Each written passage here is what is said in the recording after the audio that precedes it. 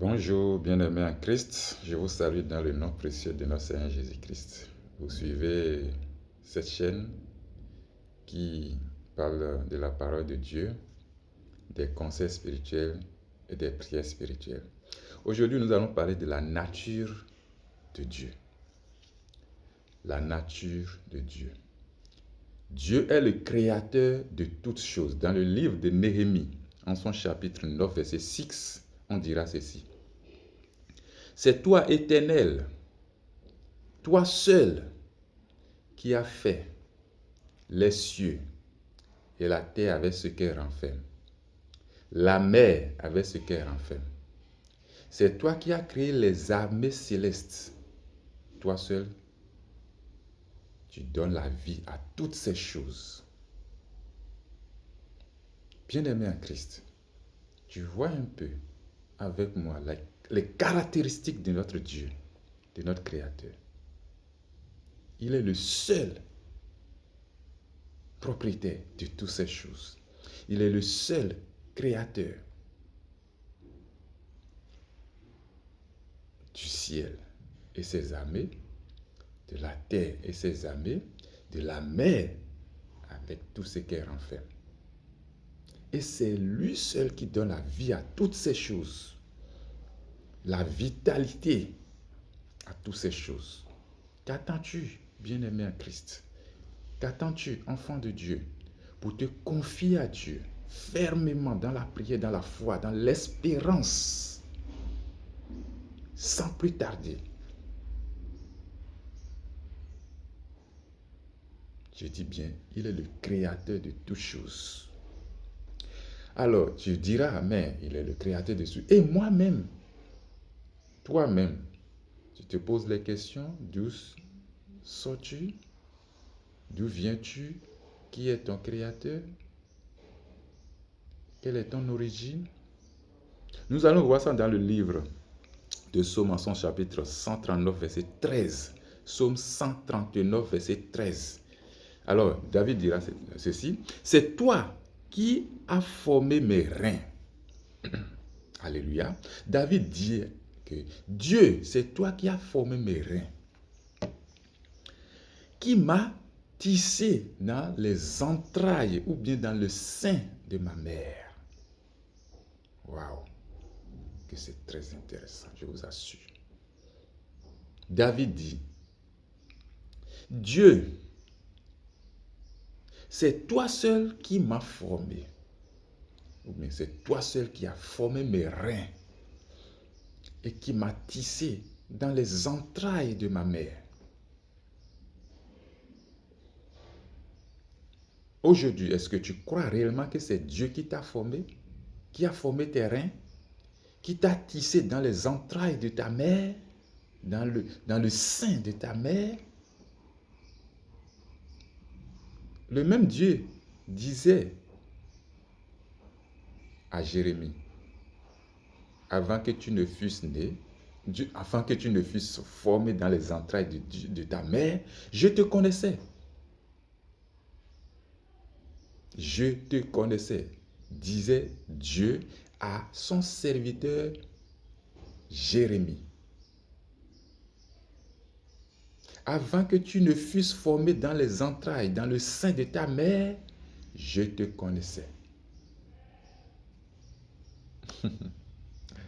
Alors, tu dois savoir, comme Dieu l'avait révélé à Jérémie aussi, que toi-même, avant que tu ne fusses formé dans les entrailles ou bien dans le sein de ta mère, Dieu te connaissait. Il connaissait ton destin, Elia.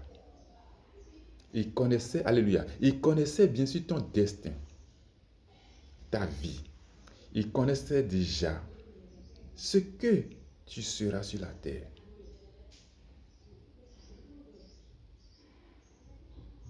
Mais le problème, c'est que sur la terre, Satan est là.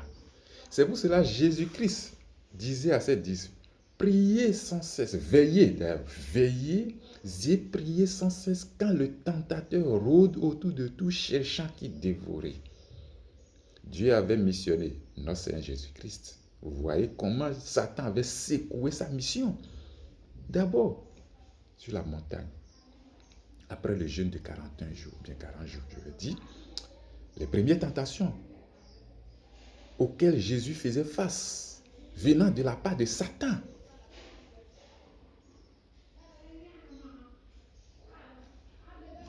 Jésus, avec l'Esprit de Dieu, avait repoussé les attaques, les tentations, les tribulations de Satan. Plus loin, le moment où il devait vraiment parachever la mission, à quelques minutes ou bien à quelques heures, Satan se présentait encore pour le découragement. En ce moment, les disciples dormaient, vous le savez avec moi. Mais lui, il priait constamment, jusqu'à même sa sueur là. C'était comme vraiment des gouttes de sang qui tombaient. Il avait failli abandonner la mission. Mais l'Esprit de Dieu a triomphé.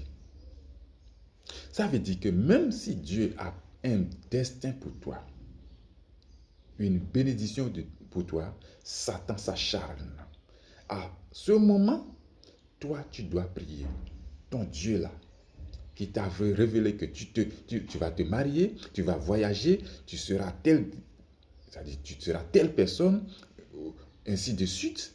Tu dois prier constamment pour que Satan ne puisse pas manipuler cette grâce que Dieu te révèle. Comme Jésus-Christ, il avait prié et sa prière fut exaucée et il a triomphé la tentation de Satan et il a parachevé sa mission. Ainsi que toi aussi, quelle que soit ta position, ta situation que tu vis, sache que Dieu te connaissait avant que tu fusses formé dans les entrailles de ta mère. Il connaissait ce que tu seras.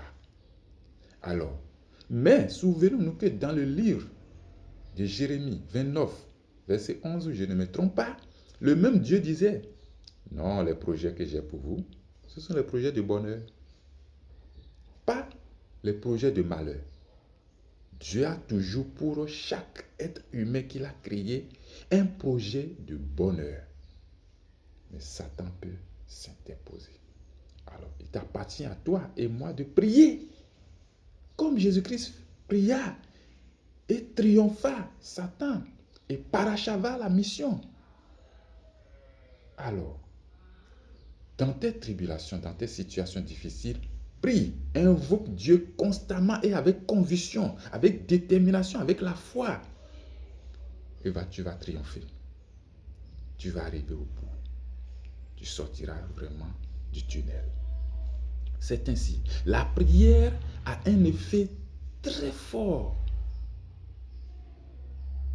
Il ne suffit pas de prier en doutant, mais prier avec conviction, avec foi, avec détermination. C'est pour cela que je t'invite, bien-aimé, à savoir que c'est Dieu qui a créé tout et qui t'a créé, qui t'a formé même dans les entrailles de ta mère. Il te connaissait, il a des bons plans pour toi. Toi, fais-lui confiance et prie constamment, comme Jésus-Christ.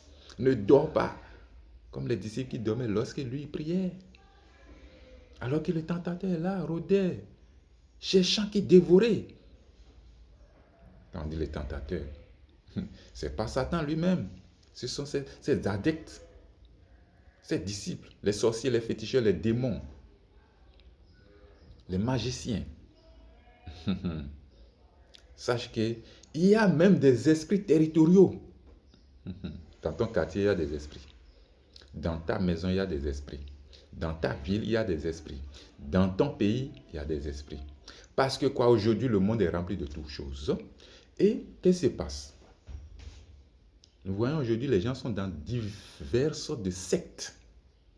Alors, ils travaillent avec quoi? Ils travaillent avec les esprits. En collaboration, je précise, en collaboration avec des esprits. Et ces esprits-là vivent, marchent, collaborent avec eux. Ces esprits, ce sont ces esprits qui sont des esprits territoriaux. Toi qui as le sceau de Jésus-Christ, attention, sache que tu es visé. Parce que quoi? Tu es l'ennemi farouche. Tu es la lumière. Tu les déranges dans ta maison, dans ton quartier, dans ta ville, dans la mairie où tu habites. Souvenez-nous de Daniel. On va laisser ça peut-être un autre jour. Daniel, je vais partir directement sur ça.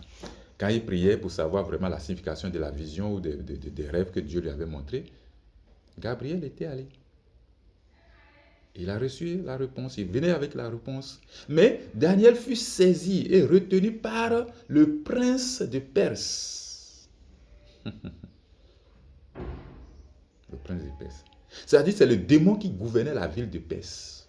C'est ça, je te le dis aujourd'hui. Il a fallu du moins l'intervention de Michael pour libérer Gabriel, pour libérer la bénédiction de Daniel. Vous voyez ça? Vous voyez ça avec moi? Tu vois ça avec moi, bien-aimé en Christ, partout où tu es? Lève-toi et prie. Mets ta confiance en Dieu. Prie comme Daniel. Daniel pria sans cesse jusqu'à ce que Dieu les exauça. Si Daniel ne priait pas sans cesse, Dieu allait l'oublier. Mais il faut réveiller Dieu. Il faut toujours taper la porte de Dieu. 7,7, Matthieu 7,7. Demandez, l'on vous donnera. Frappez, l'on vous ouvrira. Cherchez, vous trouverez. Que Dieu soit avec nous. Je prie pour toi partout où tu es, de reconnaître que Dieu, il est le créateur de toutes choses. Et c'est lui qui t'a tissé, qui a formé même tes reins, qui t'a tissé dans les entrailles de ta mère du moins. Et tu dois mettre ta confiance en lui. Tous tes projets, tu vas mettre Dieu au centre de tes projets pour la réussite.